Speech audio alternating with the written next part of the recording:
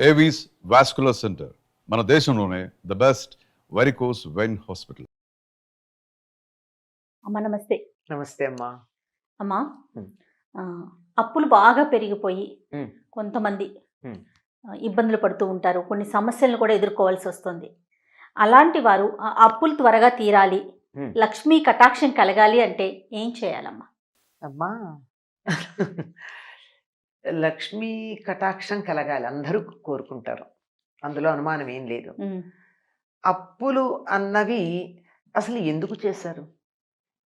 అవసరాల కోసం చేస్తుంటారు కదా. అవసరాలు భోగాలు ఈ రెండింటి మధ్య తేడా తెలుసుకోలేకపోవడం వల్ల సమస్య వస్తుంది. అవసరం ఏమిటి, భోగం ఏమిటి? ఆర్థిక శాస్త్రంలో చెప్తారమ్మా, ఎకనామిక్స్లో ఏమిటంటే నీడ్స్ అండ్ లగ్జరీస్ అంటారు. ఉమ్, దానికి వాళ్ళు ఇచ్చే ఉదాహరణ కూడా నాకు చాలా, ఇది 7వ తరగతిలోనో 8వ తరగతిలోనో మొదటిసారి ఎకనామిక్స్ అనే పాఠం చదివినప్పుడు, తరగతి గుర్తులేదు, ఆ సమయంలో వాడు చెప్పిన సిద్ధాంతం అయితే గుర్తుంది. పప్పన్నం తినడం అవసరం, ఎందుకంటే శరీరానికి కార్బోహైడ్రేటు ప్రోటీను రెండూ కావాలి గనక. అందులో నెయ్యి వేసుకోవడం ఒకళ్ళకి అవసరమైతే ఒకళ్ళకి భోగం. నెయ్యి లేకుండా కూడా తినచ్చు, తింటే మంచిది, అందులో తప్పుందని అంటం లేదు. నెయ్యి కూడా అవసరమే పప్పు అరగడానికి అని వాళ్ళు ఇచ్చిన ఉదాహరణే చెప్తున్నాను నేను, నాది సొంతం కాదు. అదే నెయ్యి ఒకరికి భోగం అవుతుంది, ఒకరికి అవసరం అవుతుంది సందర్భాన్ని బట్టి. కనుక మనకున్నటువంటి తాహతు, మన పరిస్థితి, దీన్ని లెక్క వేసుకుని మనకన్నా పై స్థాయిలో ఉన్న వాళ్ళతో పోల్చుకుని వాళ్ళల్లాగా ఉండాలి అనేటటువంటి తాపత్రయపడినప్పుడు చేసేటటువంటి అప్పులు తీర్చడం కష్టం అవుతుంది. అవసరానికి చేసిన అప్పులు తీర్చడంలో సమస్య రాదమ్మా. అవసరానికి కూడా అప్పులు చేస్తారు, అనుకోకుండా అనారోగ్యం, మన తాహతుకి మించినటువంటి ఖర్చు పెట్టాల్సి వచ్చింది అనారోగ్యానికి. అవును, తప్పదు కొన్ని సందర్భాల్లో. అలా మొదటిసారి అటువంటి అత్యవసరానికి గనక అప్పు చేశారంటే అలా అవసరానికి చేసినటువంటి వాళ్ళు తీర్చేస్తారమ్మా త్వరగా. గమనించండి, ఎందుకంటే వాళ్ళకి అలవాటు లేదు.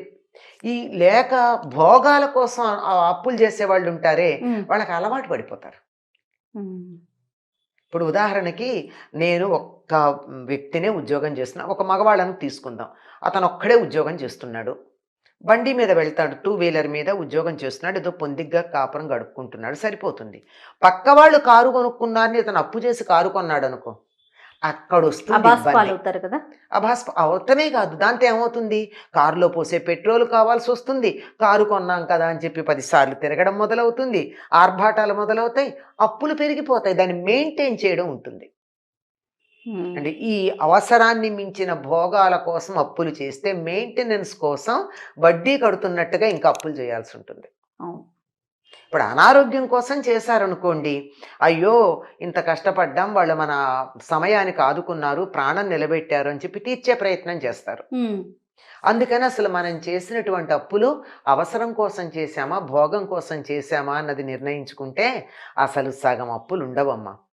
ప్రస్తుతం ఉన్నటువంటి ఆర్థిక వ్యవస్థ ఎట్లా ఉందంటే, సమాజం కూడా మీకు అప్పు కావాలా, ఫోన్ వస్తుంది, ఫోన్ ఏమిటో అర్జెంట్ అనుకుని తీస్తే మీకు ఫైనాన్స్ వాళ్ళు ఇలా లోన్ ఇస్తున్నారు, తక్కువ వడ్డీకి ఇస్తున్నారు, మీకేమీ తాకట్టు పెట్టకుండానే ఇస్తున్నారు, అడిగిన మరుక్షణం ఇస్తున్నారు. ఎంత అట్రాక్టివ్గా అనిపిస్తున్నామా వీక్ మైండ్స్కి.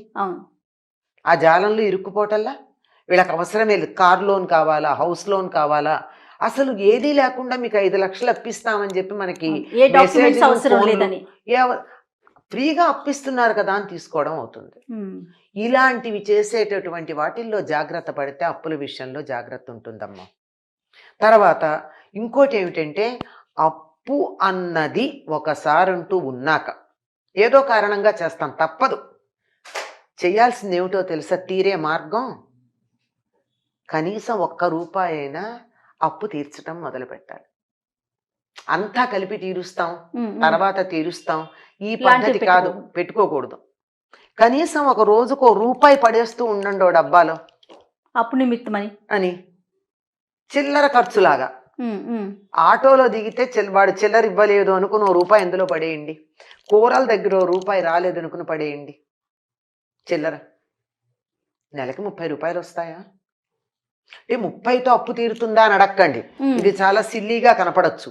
కానీ అప్పు తీర్చాలన్న మీ ఇంటెన్షన్ ఉందే లోపల, అది అప్పు మొత్తం తీర్చాలి. ఈ ఈ 1000 రూపాయల అప్పు తీర్చడానికి 10,000 అప్పు చేద్దాం, ఏ బ్యాంకులో లోన్ వస్తుంది అన్న ఆలోచన కన్నా నేను నా కష్టార్జితంలోంచి తీర్చాలి అన్న ఆలోచన పెట్టుకున్నారే, ఆ, దానివల్ల తగ్గుతుంది. ఇది ఏ రోజు తప్పకుండా చేయాలో తెలుసా? మంగళవారం చేయాలి. ఆహా. అప్పు మంగళవారం నుంచి మొదలు పెట్టాలమ్మా. అసలు మంగళవారం అప్పు తీర్చడం మొదలు పెట్టాలి. మంగళవారం మారు కోరుతుంది అని ఒక మాట ఉంది.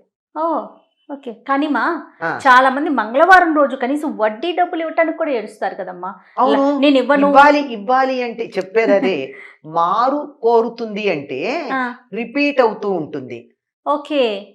నేను మీకు ఇస్తున్నాను అనుకో, నేను ఇవ్వడం రిపీట్ అవుతూ ఉంటుంది, అంచేత నేను ఇవ్వను. కానీ అప్పు తీర్చడం రిపీట్ అయితే ఎంత బాగుంటుంది, సూపర్ కదా. సూపర్ కదా. అందుకని ఆ సిద్ధాంతాన్ని ఇక్కడ పెట్టుకుని మంగళవారం నాడు 1 రూపాయి అయినా అప్పు తీర్చడం అన్నది మొదలు పెట్టండి. ఓకే. తప్పనిసరిగా అప్పు మర్నాడు మళ్ళీ ఇంకో రూపాయి తీర్చగలుగుతారు. ఆ, ఖర్చు పెట్టారనుకోండి మంగళవారం నాడు, మర్నాడు కూడా ఖర్చు పెడతారు. ఓకే. అది అందుకని అప్పులు తీర్చడం ఎప్పుడు మంగళవారం చేస్తారు చాలా మంది అమ్మ. అప్పు తీర్చడం అన్నది మొదలు పెట్టుకుంటే అప్పులు పోతాయి. ఓకే. ఈ అప్పు లేనటువంటి చోట మనశ్శాంతి ఉంటుంది. మనశ్శాంతి ఉంటే మహాలక్ష్మి ఉంటుంది. అన్నిటికన్నా గొప్ప ఆస్తి ఏమిటో తెలుసా? అప్పు లేకపోవడం. అంతే. అప్పు లేకపోతే ఉన్నంత సంపద ఇంకేముందమ్మా? మనకేది ఉందో అదంతా మనదే, ఎవ్వరికి ఏమి ఇవ్వక్కర్లా. ఉమ్, అది ఎంతన్నా కానీ. మరి ఎలా ఉంటుంది ఇది అంటే, ఎప్పుడూ చెప్పుకుంటాం, లక్ష్మి తాను ఉంటానని చెప్పిన ప్రదేశాలు కొన్ని ఉన్నాయి. ఎక్కడ? శుచిగా ఉన్న చోట ఉంటుంది, శుభ్రంగా ఉన్న చోట ఉంటుంది. తర్వాత ఆహ్లాదంగా ఉన్న చోట ఉంటుంది. ఎక్కడైతే తగాదాలు, దెబ్బలాటలు, తిట్లు, పోట్లాటలు ఉంటాయో అక్కడ దరిదాపుల్లో ఉండదుట లక్ష్మీదేవి. మనకి ఇంట్లో లక్ష్మి నిలవాలి అంటే పొరపాటును కూడా ఇంట్లో చెడ్డమాట మాట్లాడద్దు. అభిప్రాయ భేదాలు రాకుండా ఉండవు. ఇద్దరున్నాక తప్పకుండా వస్తాయి. అసలు ఒక మనిషికే వస్తాయి. పొద్దునున్న ఆలోచనకి మధ్యాహ్నం ఉన్న ఆలోచనకి తేడా బాగా ఉంటుంది. చెప్పారు. కానీ ఆ ఆలోచనని సామరస్యంగా, సవ్యంగా పరిష్కరించుకోవచ్చు కదా. నువ్వు చెప్పింది నాకు నచ్చలేదు, మరో రకంగా చేద్దాం.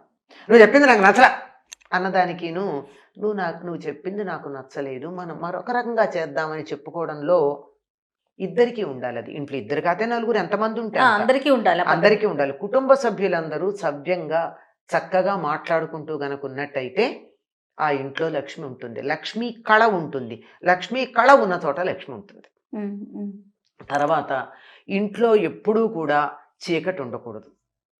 ఈ అపార్ట్మెంట్ కల్చర్ వచ్చిన తర్వాత తలుపులు వేసేసుకోవడం అయిపోతుంది ఎక్కడికక్కడ. కనీసం ఏదో ఒక వైపు ఒక కిటికీ అన్నా తెరుచుకుని స్వచ్ఛంగా ఉండే గాలి, వెలుగు లోపలికి ప్రసరించేటట్టు చూసుకోవాల్సిందే. అది లేకపోతే లక్ష్మి ఉండదు. 24 గంటలు దీపం వేసి కూర్చుంటే కాదు, పగలు కూడా. రాత్రి ఎలాగో వేసుకోవాలి. ఎప్పుడూ చీకటి ఉండడానికి వీల్లేదు. వెలుగు ఉండాలి.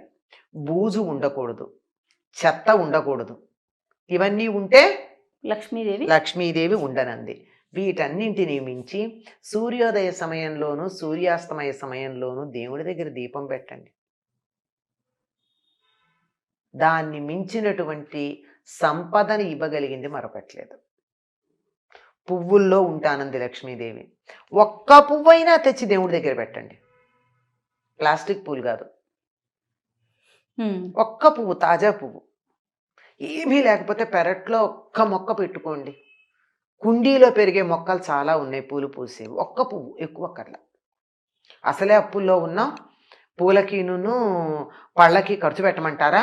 వేస్ట్ అనకుండా ఏం పర్వాలేదు, ఇంట్లో మొక్క పెట్టుకోండి. ఎక్కడొక్కడ, ఎంత అపార్ట్మెంట్ అయినా 2 కుండీలు పెట్టుకునే చోటు ఉంటుంది. ఒకటేమో తులసి పెట్టుకోండి, మరొకటేమో ఏదో ఒక పువ్వు పూసేదో, నిత్యమల్లో, శంఖో, రోజు పూస్తాయి. ఈ ఋతువు ఆ ఋతువు అని లేక ఒక్క పువ్వు అయినా పెట్టండి దేవుడికి. పూలల్లో ఉంటానని చెప్పింది ఆవిడ. అందులో తామర పూలు ప్రధానంగా, మిగిలిన పూలల్లోనూ ఉంటానంది. ఇవి మనకు అందుబాటులో ఉన్నవి కదా లక్ష్మీ స్థానాలు. సరే చంద్రుడు, ఏనుగు ముఖం ఇలాంటి చోట్ల ఉంటానంది. అవన్నీ మనకు అందుబాటులో లేవు. లేవు. తామర పువ్వు అందుబాటులో ఉండదు. మామూలు పువ్వు అందుబాటులో ఉంటుంది, దీపం అందుబాటులో ఉంటుంది. అది కూడా నువ్వుల నూనెతో పెట్టుకుంటే చాలా మంచిది. చాలా. లేనట్టయితే కొబ్బరి నూనె. ఈ రెండుని మించిన నూనెలు అంత ఏదో తాంత్రికం వాళ్ళకే తప్ప మన ఉమ్. సామాన్యమైనటువంటి గృహస్థులకి ఈ ఉపయోగం. రెండే ప్రధానం. అలా పెట్టుకోండి.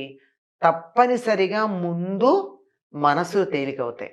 మనసులు తేలికైనప్పుడు సమస్యలు పరిష్కరించబడతాయి. సమస్యల్లో ప్రధానమైనది అప్పు గనక అప్పు కూడా దానంతరది తీరే మార్గం ఏర్పడుతుంది. అప్పు తీరాలి, అప్పు తీరాలి, అప్పు తీరాలని బెంగపడుతూ ఆలోచిస్తూ కూర్చుంటే తీరదు.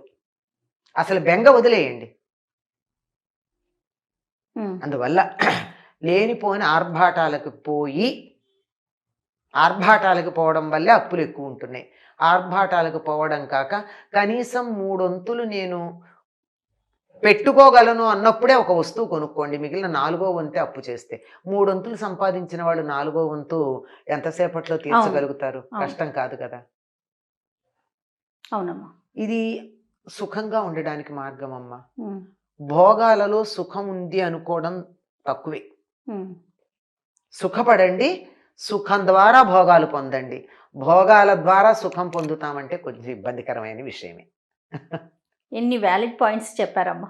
టాపిక్ మీతో నేను డిస్కస్ చేసినప్పుడు ఏమన్నారు, జయ అసలు దీని గురించి మనం ఏం మాట్లాడగలుగుతాం అన్నారు. చూడండి ఎంత చక్కటి వివరణ చెప్పారో. ధన్యవాదాలమ్మా. నమస్తే అమ్మా.